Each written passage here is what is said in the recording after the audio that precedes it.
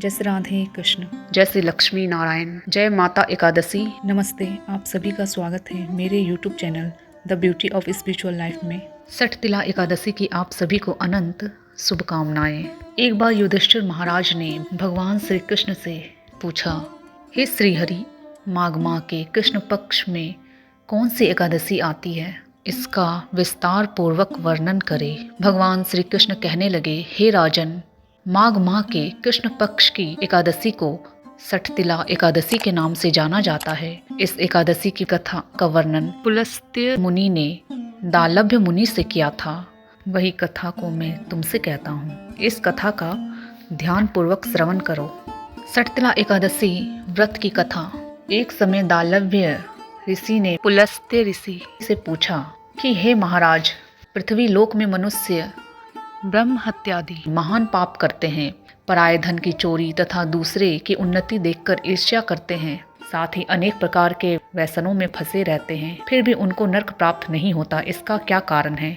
वे ना जाने कौन सा दान पुण्य करते हैं जिससे उनके पाप नष्ट हो जाते हैं। यह सब कृपा पूर्वक आप कहिए। पुलस्त्य मुनि कहने लगे कि हे महाभाग, आपने मुझसे अत्यंत गंभीर प्रश्न पूछा है। इससे संसार के जीवों का अत्यंत भला होगा।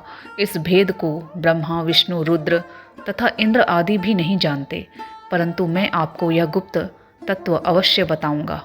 उन्होंने कहा कि माघ मास लगते ही मनुष्य को स्नान आदि करके शुद्ध रहना चाहिए। इंद्रियों को वश में कर काम, क्रोध, लोभ, मोह, अहंकार, ईर्ष्या तथा द्वेष आदि का त्याग कर भगवान का स्मरण करना चाहिए। पुष्य नक्षत्र में गोबर, कपास, तिल मिलाकर उनके कंडे बनाना चाहिए। उन कंडों से 108 बार हवन करना चाहिए।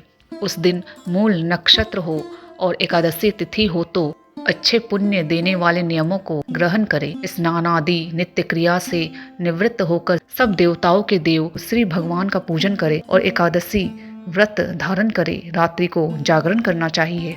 उसके दूसरे दिन धूप, दीप, नैवेद्य आदि से भगवान का पूजन करके खिचड़ी का भोग लगाए। तत्पश्चात पेठा, नारियल, सीताफल या सुपारी का अर्घ देकर स्तुति करनी चाहिए।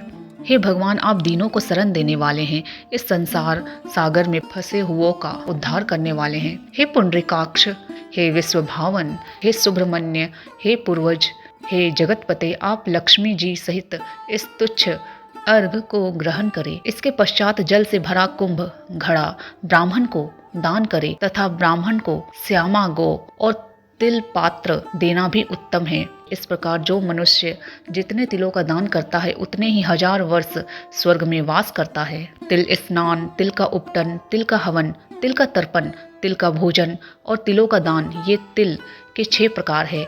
इनके प्रयोग के कारण यह सठतिला एकादशी कहलाती है। इस व्रत के करने से अनेक प्रकार के पाप नष्ट हो जाते हैं। इतना कहकर पुलस्त्य ऋषि कहने लगे कि अब मैं तुमसे इस एकादशी की कथा कहता हूँ। एक समय नारद जी ने भगवान श्री विष्णु से यही प्रश्न किया था और भगवान ने जो सठतिला एकादशी का महात्म्य नारद जी से कहा सो मैं तुमसे कहता हूँ। भगवान ने नारद जी से कहा कि हे नारद, मैं तुमसे सत्य घटना कहता हूँ, ध्यान पूर्वक सुनो। प्राचीन काल में मृत्यु लोक में एक ब्राह्मणी रहती थी।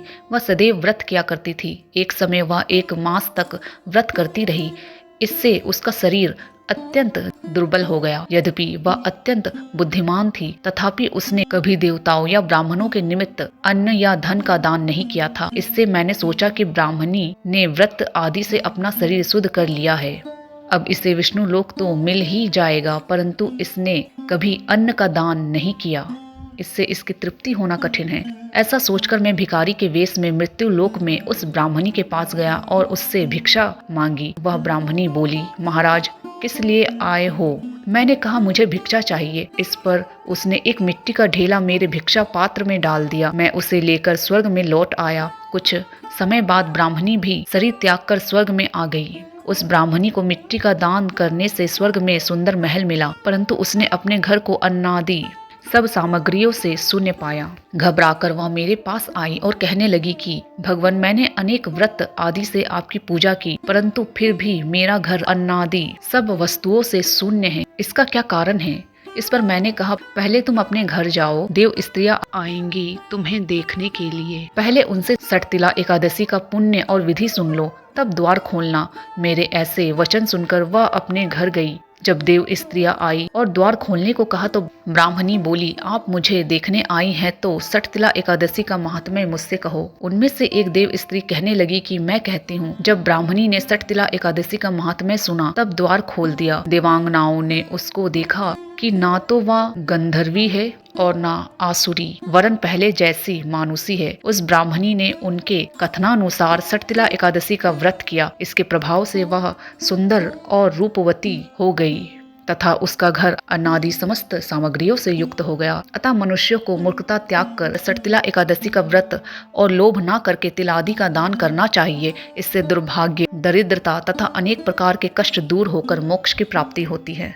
तो ये थी सठतिला एकादशी व्रत की कथा। मिलते हैं अगले वीडियो में। आप सभी का धन्यवाद। जय माता एकादशी, जय श्री लक्ष्मी नारायण। जय श्री राधे कृष्ण।